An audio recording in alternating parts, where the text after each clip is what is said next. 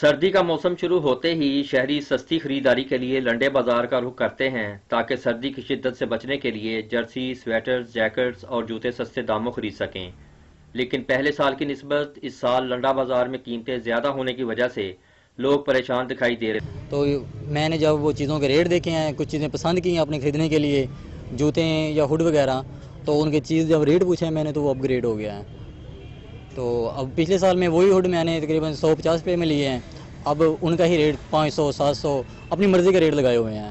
دکانداروں سے جو بھی استعمال کی چیزیں ہیں، مثلا جیکٹ ہو گئی، ٹوپی ہو گئی، بوٹس ہو گئے، شوز ہو گئے، جو بھی ہیں ان کی قیمتوں کا جب پوچھا تو قیمتیں آسمان سے باتیں کر رہی ہیں، جبکہ پچھلے سال کی قیمت میں اور آج کی قیمت میں تقریباً 5 گنا کا انہوں نے بڑھاوا کر دیا۔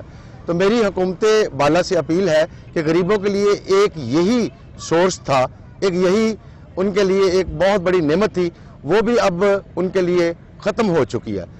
شہریوں کا کہنا ہے کہ حکومت کو چاہیے کہ وہ لنڈے کے سامان کی قیمتوں کو کم کرے۔ کیمرہ ٹیم کے ساتھ واچ نیوز، فیصل آباد۔